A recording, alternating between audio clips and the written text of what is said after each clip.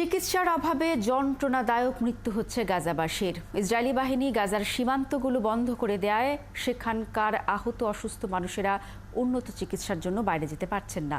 পর্যাপ্ত সরঞ্জাম না থাকায় গাজার ভেতরেও প্রয়োজনীয় চিকিৎসা সেবা পাচ্ছেন না তারা।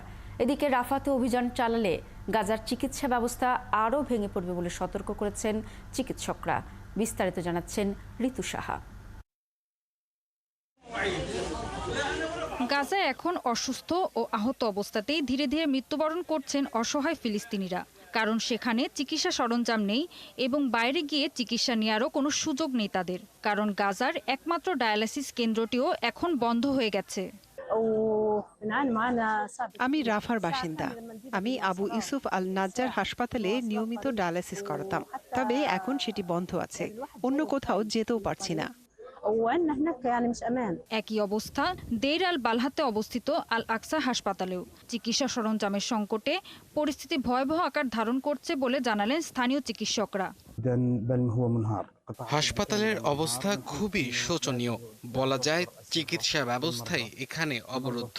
এখানে রোগীদের জন্য কোনো খালি বেড নেই। হাসপাতালের যেখানে চোখ যায় চারদিকে শুধু রোগী আর রোগী। প্রতিদিন কি পরিমাণ অস্ত্রোপচার করতে হয় আমাদের তার কোনো হিসেব নেই।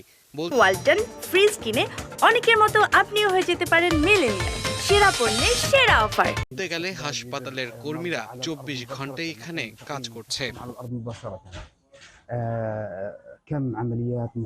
গাজায় ইসরায়েলি আগ্রাসনে সবচেয়ে বেশি হুমকির মুখে রয়েছে চিকিৎসা সেবা। ইসরায়েলের চালানো প্রতিদিনের হামলায় প্রায় সব হাসপাতালে পাল্লা দিয়ে রোগীর সংখ্যা বাড়ছে। সেই অনুযায়ী বাড়ানো যাচ্ছে না সেবা।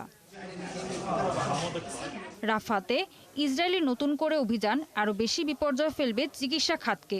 এতদিন রাফাকে নিরাপদ ভেবে যেখানে আশ্রয় নিয়েছে 23 লাখ মানুষ, আর সেখানে এখন ইসরায়েলের হামলার মূল্য রণক্ষেত্র হয়ে উঠেছে। রাফার নাজ্জার হাসপাতালও রয়েছে ইসরায়েলি হামলার ঝুঁকিতে। সেখানে আশ্রয় নেওয়া রোগী ছাড়াও রয়েছে অসংখ্য নবজাতক। এই হামলা চরম মূল্য দিতে হচ্ছে সাধারণ মানুষকে। আহত মানুষকে পর্যাপ্ত সেবা না দিতে পেরে নিজেদের অসহায়ত্বের কথা বারবার তুলে ধরছেন চিকিৎসকরা। ঋতু সাহা, ৭১।